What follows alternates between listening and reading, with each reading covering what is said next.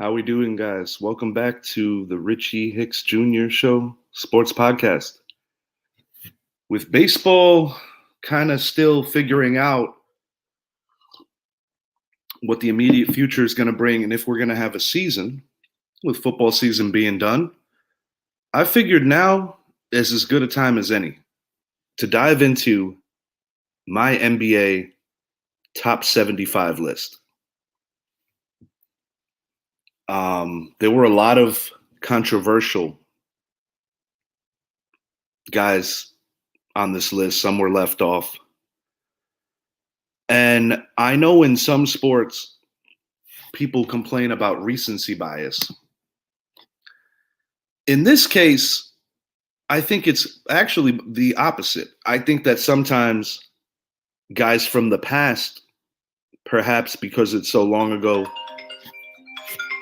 out of clear respect. Brett, I'm doing a podcast. FaceTime me real fast.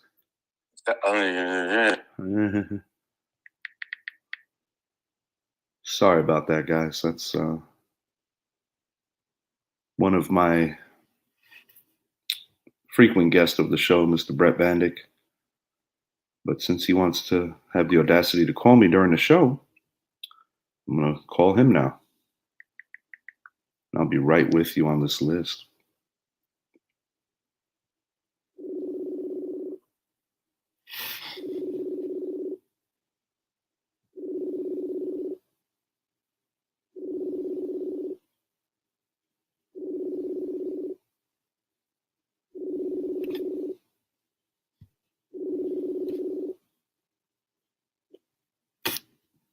Now he doesn't want to talk. All right. Without further ado, I want to get on this list. At 75, now he wants to talk. Yo, Stallion. Brett, what's up, dude? What's up, buddy? Oh, can't even see you in there. Listen, I'm in the middle of doing this NBA list. Give me about a half hour. I'll call you. Hey, cool. Take your time. Peace. Bye. At 75, I have Alonzo Mourning. He was not on the list for the top 75 all-time NBA players, and I think it's wrong. I'm going to give you my case for Alonzo Mourning. First and foremost, when we compare players, we very frequently compare them to players before them. In Kobe's case, naturally, you would make the comparison to Michael Jordan. In Alonzo Mourning's case, I wouldn't say he was a clone, but I would say he was probably, from a skill set, very close to Patrick Ewing. Now, I think very highly of Patrick Ewing, as many NBA fans do, and he is way up on this particular list. I just feel that you can't have a list without Mourning that includes Ewing. It's that simple. They were fierce competitors, fierce rivals, great friends off the court, both alum of Georgetown under the great John Thompson. Alonzo's career started in Charlotte with Muggsy Bogues and Larry Johnson. They had a great team, but often ran into the Knicks, the Bulls. Were not able to win a championship there. Johnson later went to the Knicks, Mourning to the Heat, and that was probably the biggest rivalry of the latter 90s between the New York Knicks and the Miami Heat. And, having two former Charlotte teammates going at it who also had a lot of heat off the court made it for great TV. Mourning failed to win a championship in his first run with Miami. But I think it was poetic that after going through so many health struggles, and in addition to almost losing his NBA career, he also could have lost his life. He was able to come back 2006, along with Dwayne Wade, Udonis Haslem, Shaquille O'Neal, Gary Payton, and contribute to win Miami's first ever NBA championship. Now, this is before the LeBron super team era. Dwayne Wade, that was his team. But Alonzo Mourning came up huge in that finals against the Dallas Mavericks. And I feel that he was very deserving of winning that championship, and it was a great story. Now, coming from a Knicks fan, and I never have any love for the Heat, but I've always respected Alonzo, and I do feel that it's a little bit of a shame that he didn't make this top 75 list. Want to keep the theme on the big men. I've got Artis Gilmore at 74. He also did not crack this list. And with Gilmore, I almost think that he's a victim of because of the fact that his stats were kind of combined between the ABA and the NBA. But one of his most impressive stats, because a lot of people don't realize this, when it comes to Basketball Hall of Fame, it is all basketball. It's not an NBA Hall of Fame. The Basketball Hall of Fame is all basketball. He was the top NCAA player in rebounds. That still stands and holds true to this day.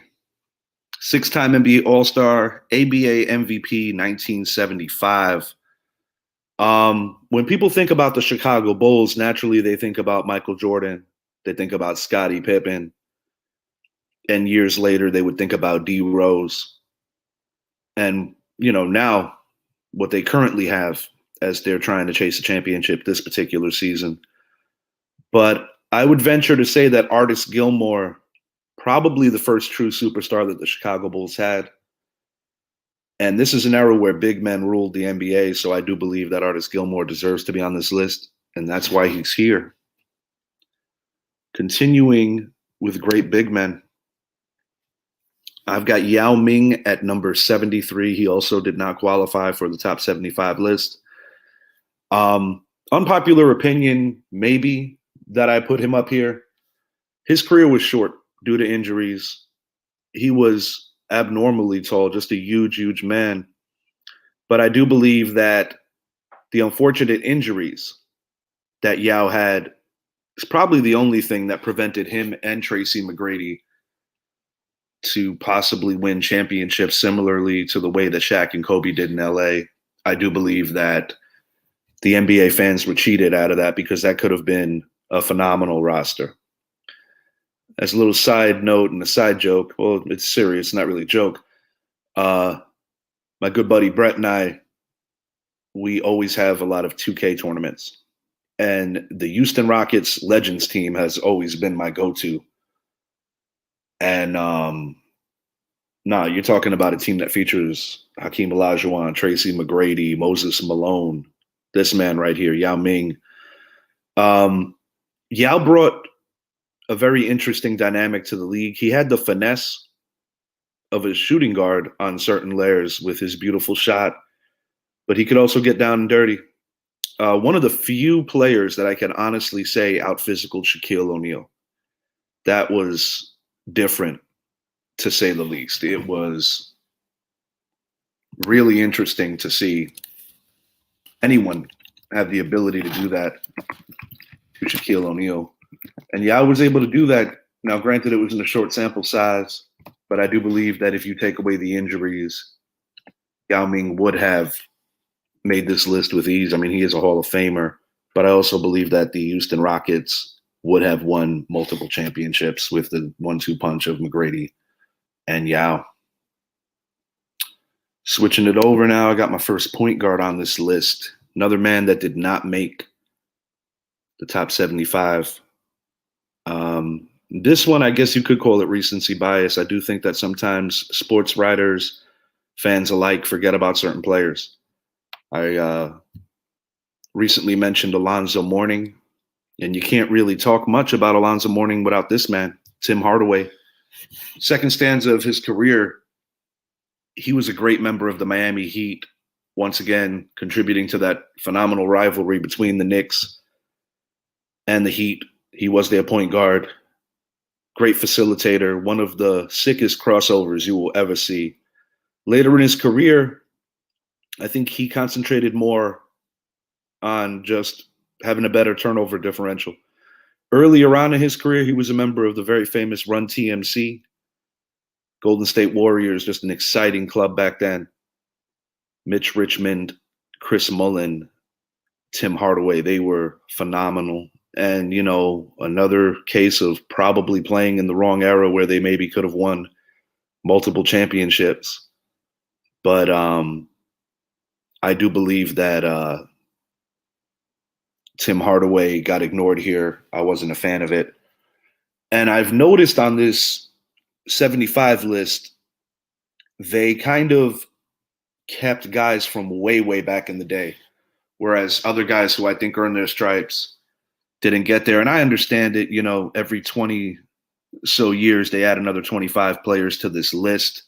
But there was some serious controversy with guys that did not make this list, and just trying to be fair. And I noticed that on this part of the segment, I'm breaking this down into 3 different segments.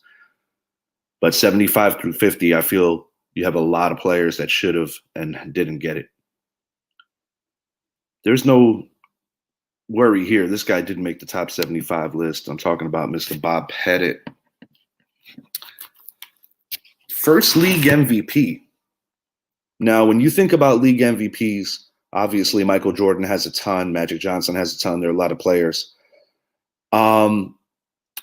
Bill Russell, guy that I'm going to touch on later in another segment, probably would have had more league MVPs if it was an award back then. But Bob Petit was actually the original MVP of the league. That alone, I think, naturally should get him on this list.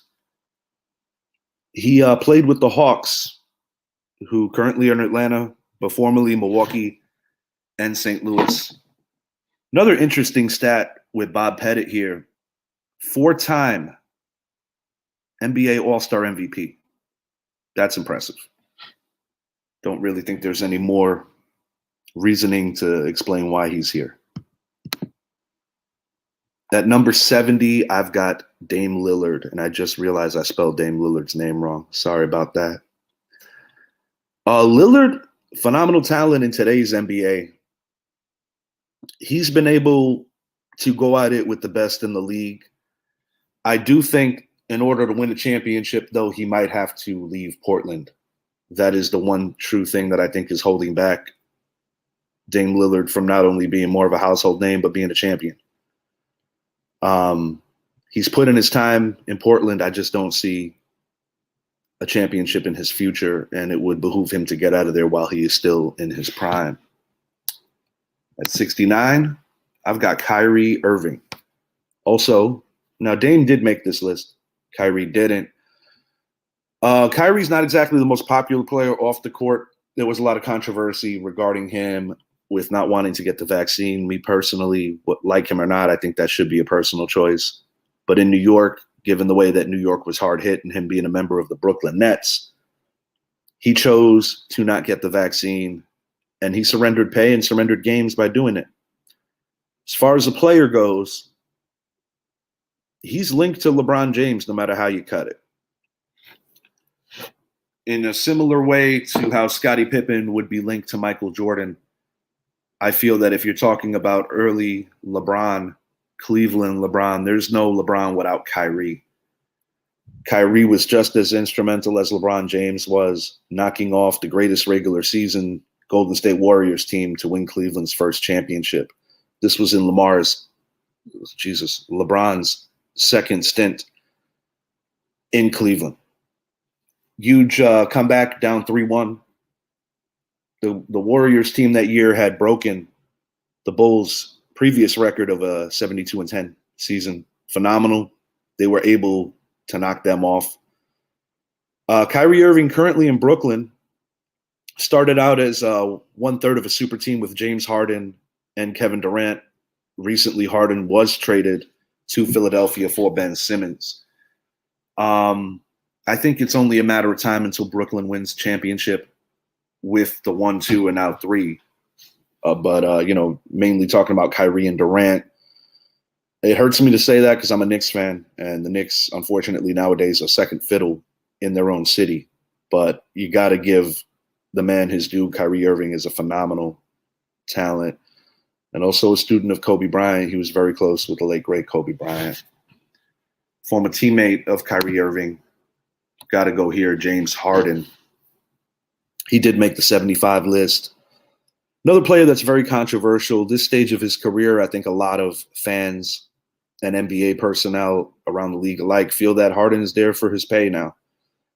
Phenomenal scorer, one of the true generational scorers in NBA history. He's also approaching some of the biggest names on the all-time three-pointers made list. Now, I kind of have mixed reviews and feelings about that because on previous shows I have said how I feel defense isn't emphasized the same way that it was in the 90s, the 80s, the 70s. But, you can't punish a player for an era that he plays in. Harden is truly, truly a great scorer. I will question if he does have that intangible to be a champion. That is something that I've always questioned. I feel that when things don't necessarily go Harden's way, he's had a propensity for, I don't know if you want to call it quitting, maybe checking out. That would be my one knock on Harden's game. He unceremoniously left Brooklyn recently. Before that, unceremoniously leaving the Houston Rockets. But James Harden is a phenomenal talent. Jordan Patrick, my good friend, and on the previous show that I was a member of, the Jordan Patrick show, he made an excellent point about today's James Harden, saying that he's not the same player he was because of the fact that he doesn't get to the free throw line as much. I couldn't agree more. But James Harden, albeit towards the end of this list, very much deserving of being in the top 75. Next, we've got Chris Mullin. Chris Mullin's one of my all-time favorite players. And it's not because he looked like Tommy Egan before Tommy Egan was Tommy Egan. A shout out to Power Book, Force, bomb-ass show. But nah, man, Chris Mullin, one of the prettiest strokes of all time. Once again, a member of Run TMC.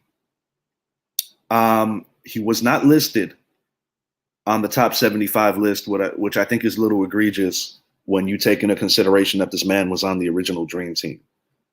I think he's a victim of not being on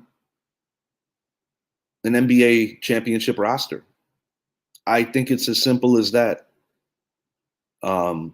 Just to kind of put in perspective of how impactful this man was, even going back to his NCAA days, he was a member along with Mark Jackson of then the St. John's Redmen, now the Red Storm, that made the Final Four. Last time St. John's has gotten that close. New York City legend, through and through. Chris Mullin, latter part of his career, tried to help Reggie Miller win a championship in Indy. It didn't go their way. Ran into a phenomenal Chicago Bulls team, but stretched them to 7 games. Chris Mullin, to me, I just don't understand how he's forgotten. But a dream teamer, phenomenal ball player. I might be reaching on my next two as guys that belong in the top 75, but I stand firm on why, and I'm going to tell you why. At 66, I selected the late, great Drazen Petrovic. Petrovic was a silver medalist, member of a very famous Croatian team that was the biggest challenge for the 92 Dream Team. 92 Dream Team is the greatest team ever assembled. Petrovic died tragically in a car accident in the Autobahn in the mid-90s. I believe that he was just truly coming into his own as an NBA player. And I think one of the most credible things that he was ever able to do is that during the Michael Jordan era, there was always like this unwritten rule that you didn't trash talk MJ. He was the GOAT. You didn't want to piss him off. You didn't want to give him ammo to come at you. But Drazen was never afraid of Mike. And I think it speaks volumes on the kind of competitor he was. Very, very sad, I think, where he would have ended up overall as a basketball player. And just, a life taken way too soon. But Drazen Petrovic, one of the true greats, one of the prettiest shots I've ever seen, and just the kind of player that always gave 110% up and down the court. He might have not been the greatest athlete, but he stood toe-to-toe with some of the NBA's elite during his short career. And he kind of got better every year because he started in Portland, but when he got to the New Jersey Nets, that's like when he was reaching superstardom, and it ended all too quick.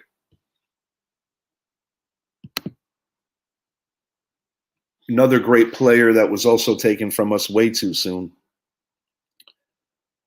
Reggie Lewis. It was tragic on a lot of levels. Len Bias, after being drafted by the Celtics, died tragically before he even played an NBA game. Reggie Lewis, lanky. He had a lot of attributes similar to Scottie Pippen. He truly gave Michael Jordan a hard time from a defensive standpoint.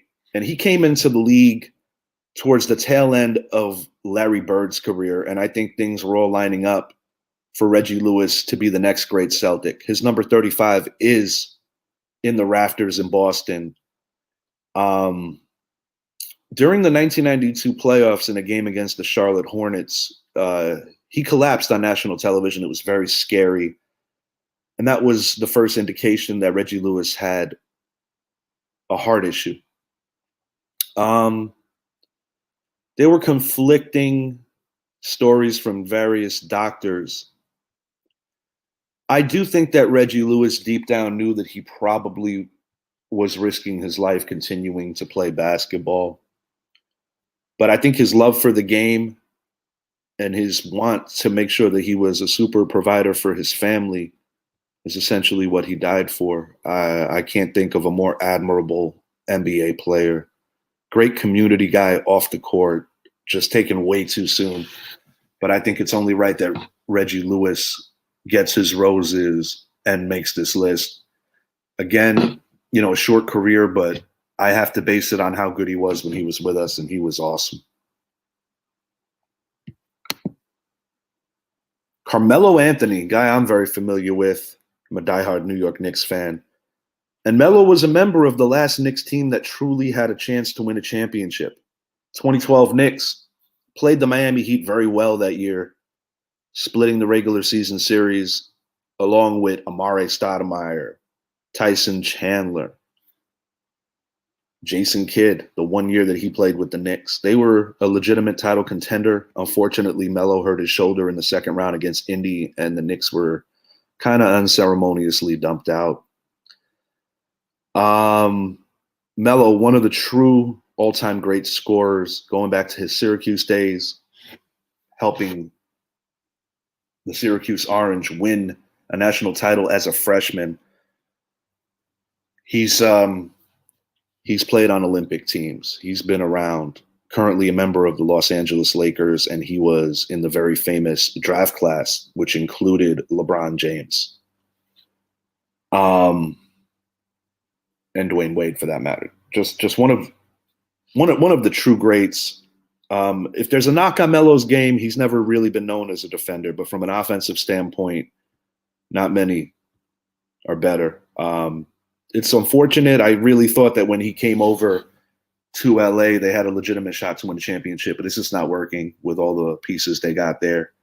Earlier in Melo's career as a member of the Denver Nuggets, his best season, even to this day, to me, was when they made the conference championship and were ousted by the Lakers. I believe that Chauncey Billups, being the true facilitator that he was able to get Melo to that next level, albeit for a short time. But Melo belongs on this list. And Melo actually did make this list.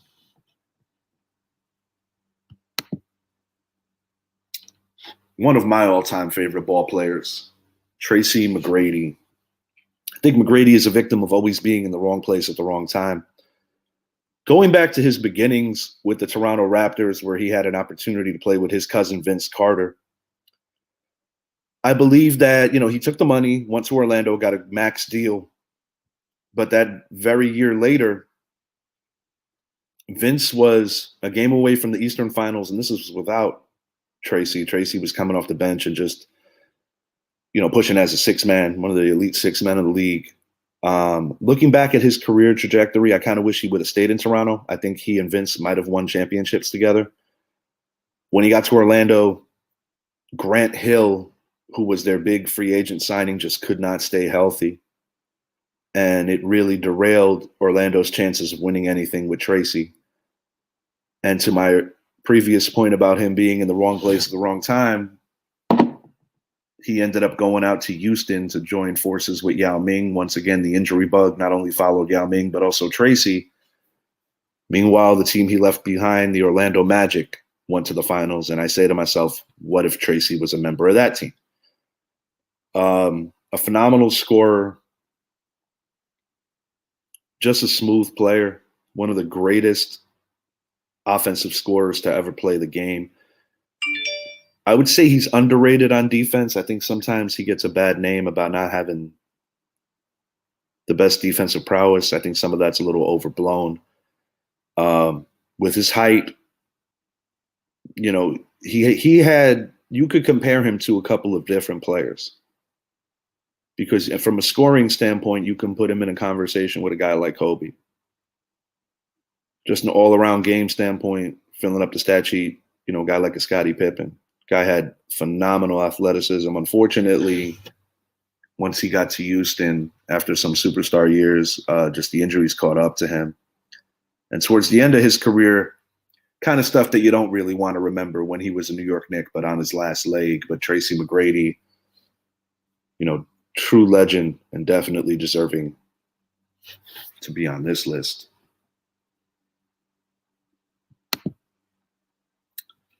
At number 62, we have Tony Parker. Now, this one is crazy to me how he didn't make this list. This man has 4 championship rings. And it's just crazy to me how he does not crack this list. I mean, there are guys that haven't had an ounce of the success that Tony Parker has had and not making the list. And I think part of it is the Spurs were never, I wouldn't call them, I guess you could call them a dynasty in a way. But I think part of the problem with the Spurs was that they weren't exactly the most exciting team to watch. You know, Tim Duncan, the big fundamental, was their leader, taking over that from previously David Robinson. Undeniably the best coach team during that era. They often ran into the Lakers, but they weren't as flashy as the Lakers. I do think that Tony Parker was a true team player, just did anything that the team needed. I even think to a level his stats might have suffered a little bit due to that. But that was a big buy-in on what the Spurs were about. It was always team first, led by the great Greg Popovich. But, I mean, you're talking about a 4-time NBA champion, a point guard for one of the best teams of his time. I mean, it doesn't make any sense. Duncan has 5 rings. His first ring, Avery Johnson, was the point guard. Tony Parker came in not long after. That's it. It makes no sense to me why Parker didn't make this list, but he makes mine. Former teammate of Parker. This guy's been around, played on a lot of very good teams. But I have to say the crowning achievement of Kawhi Leonard's time had to be helping the Toronto Raptors win their first championship. Now, granted, Kevin Durant returned in that series and his season ended playing injured, in my opinion, again against poor advice from doctors. I don't think Durant should have played in that series. But not to take anything away from what Kawhi Leonard was able to do, you know, even without Kevin Durant, Golden State Warriors were every bit of a super team. What makes Kawhi great is just his work ethic. Defensively, he's just such a problem. You know, true lockdown defender, could score at will. And every team that he's played on, he's impacted. But the Toronto Kawhi championship, that is the highlight, undeniably, of his career. At 60, I got Robert Parish.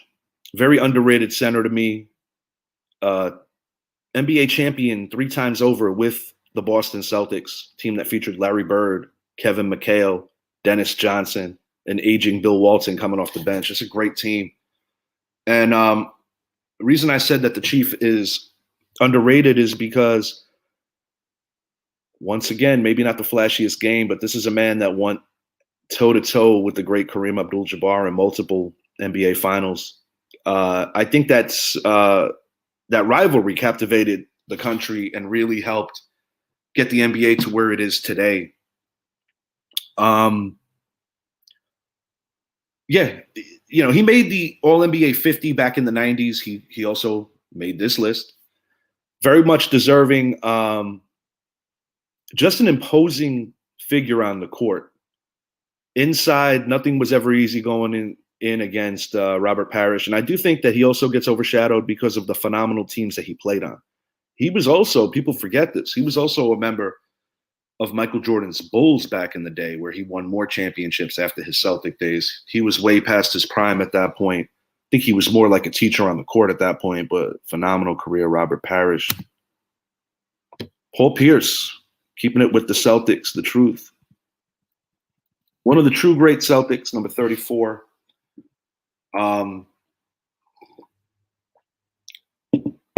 He was a member of a Celtics team that reignited a rivalry with the Los Angeles Lakers. This is post-Shaq. This was Kobe's Lakers that ran into Pierce and his guys. They split 2 finals. I do believe that Pierce could have won more championships. They did get the one in 2008. In 2010, the Lakers won. I think one of the things that hurt the Pierce Lakers was Ray Allen leaving and going to Miami. They are not on speaking terms to this day because of that. It's pretty extreme.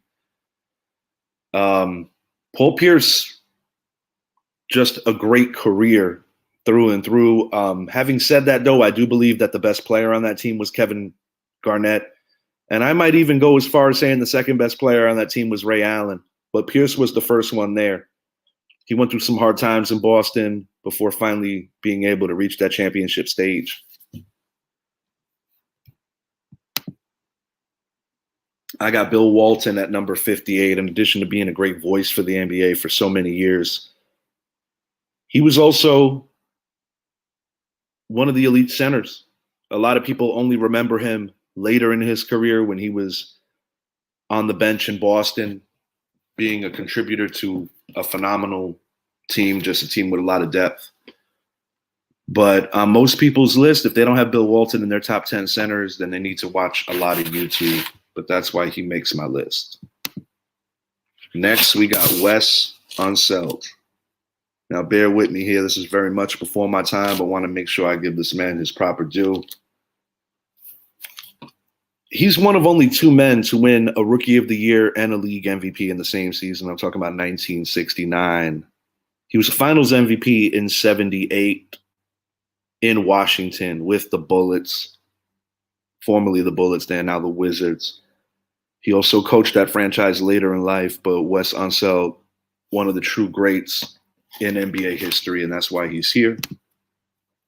Dolph Schayes. A lot of people remember he had I think it was his grandson, Danny Schayes. He kind of looked like he was going on a biking retreat. He used to have like those very colorful glasses, and my only memories of his kin was him getting dunked on a lot.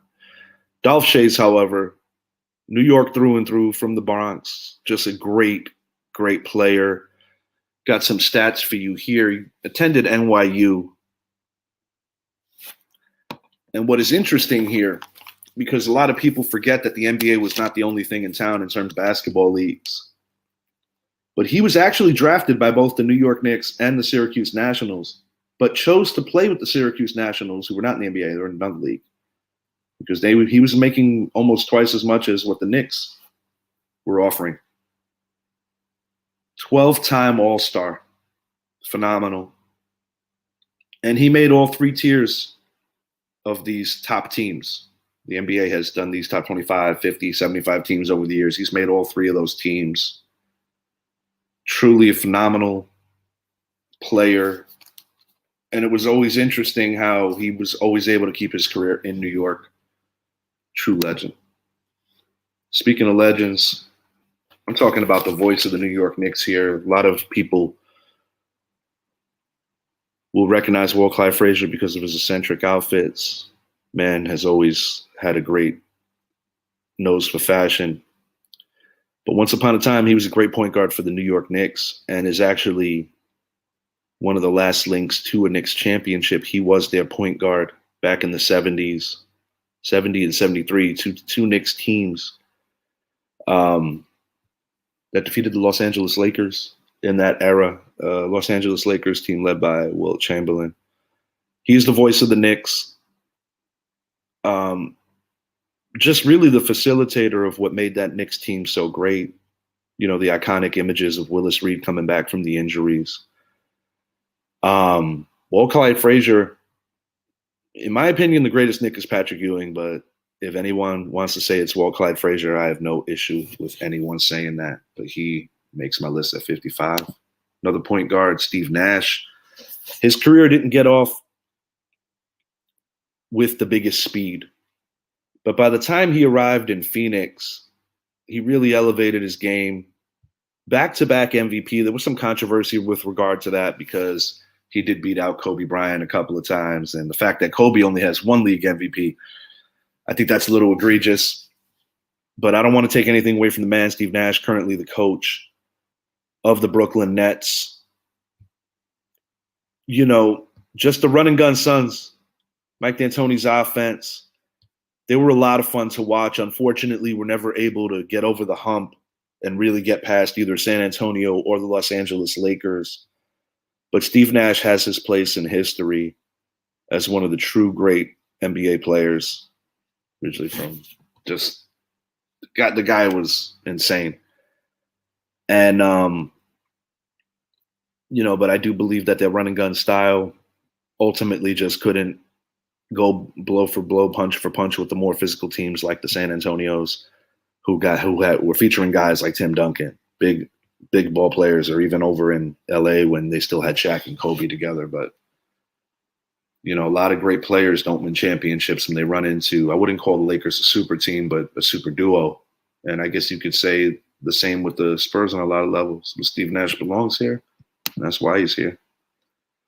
The original big man, George Mikan, formerly of the Lakers, at that time, the Minneapolis Lakers, he appeared in the first 4 NBA All-Star games, winning MVP in 53, 3-time scoring champ, 3-time NBA champion.